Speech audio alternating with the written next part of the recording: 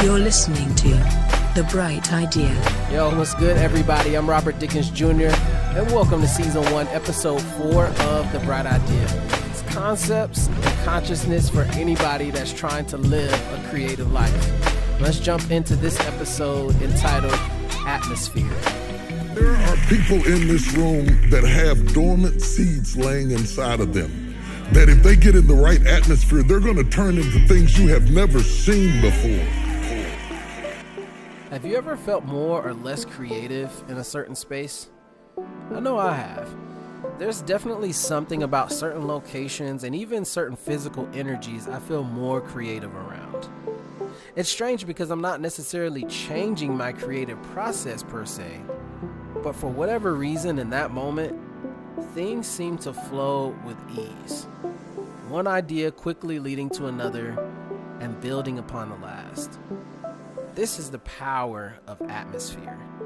And our highest levels of expression only arise when the right elements are all in place.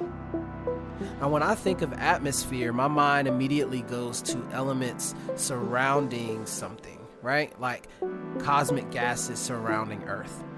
But in a practical sense, I think of the physical location where I create. What is my studio setup like? Does the space make it easy for me to get ideas out? Are there things there that inspire me to create?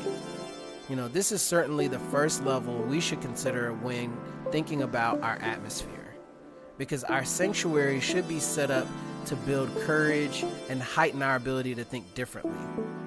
But I think a deeper level is considering what is our mental atmosphere.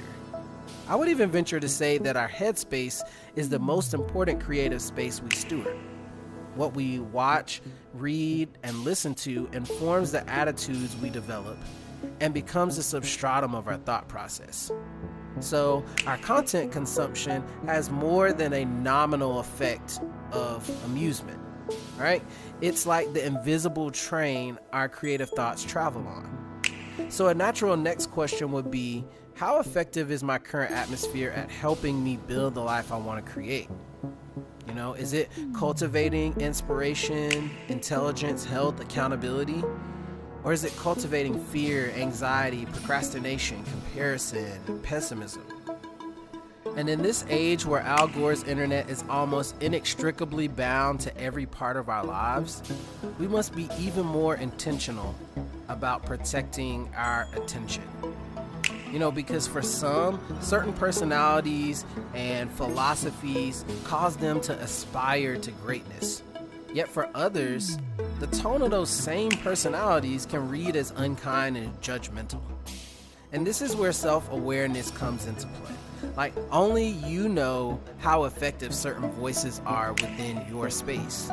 And it can be easily seen by the results that you've had up until this point. So if we aren't seeing the results that we want, we can easily trace it back to something we've allowed into our atmosphere. Because these are the elements that have led us to this end. So it's on us to take the responsibility to artfully curate our own sacred creative space. We have to fend off from harmful ideas that promote self-destructive patterns of doubt, fear, shame, and make sure that we're only prioritizing ideas that provide the elements we need for our most expressive selves to emerge from within. Now let's take a moment to pause for clear consciousness and creative space. 1. When have you felt most creative? 2. How would you physically and mentally describe that atmosphere?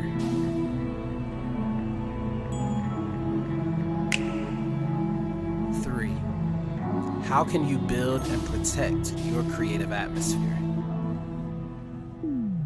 Yo, if you enjoyed Season 1, Episode 4, of course, like, comment, and subscribe or share it with a friend. Let's start a conversation online about your creative life at Robert Dickens Jr. on YouTube, IG, or Threads.